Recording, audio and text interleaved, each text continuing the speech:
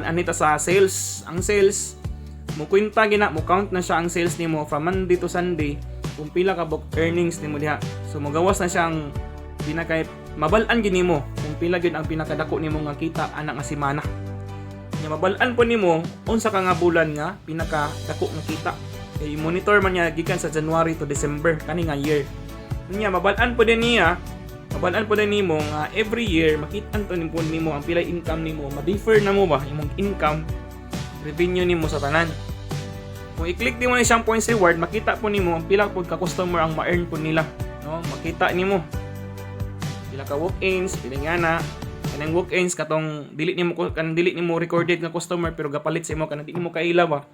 Nagpalit sa imo kaning member takes ends mo na to mga customer yung makailan nimo nga nangutang or basta kay kaila gi kay nimo or sukik na baka nimo ana ra ang kuan niya. So pag open transaction makita po nimo ang ilang mga payment, no? So ingana siya yang kuan ang pangutana like for example nasayop lugar ni palit ni si kuan si Juan de la Cruz, pwede mo na sa i-delete nimo transaction o i-void nimo, no? So para pag once nga ma-void nimo na siya ang tanang item niya, pag once nga nani pag void nimo siya nasayop matik katong item gipalit niya mabalik din po dito sa inventory. Okay, so ano to siya dayon ang sales din nato dili po niya ihapon to ang mga ang mga item nga na void. Okay, so pwede po nimo ibalik, i-restore nimo balik. O pag restore nimo balik ma-add na sa system and at the same time makuhaan po balik ang, di ba? Mapalitan ng 3 o 4 no. Balik na to.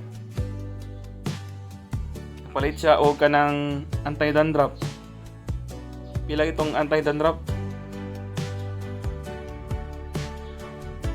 O 3.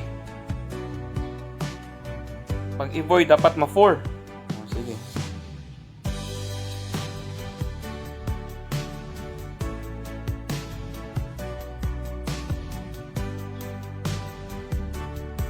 Na-4 siya, di ba? Kung imong ibalik na po nimo,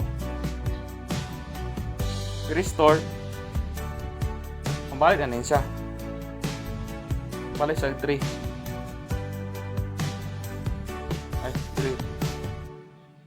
Okay? Kung i-delete po nimo, mo gyapon. Delete mo na siya. Matik, balik gyapon siya.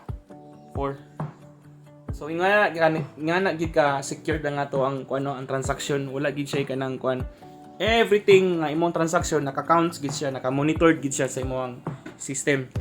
Nga imong kuan nimo diri. So mo ni sales no, ang purpose sa ginana is to monitor ang imong revenue, gross revenue ang tawag ani. So apil na yang imong capital ani ug ang imong ginansya nga iyang gi-calculate.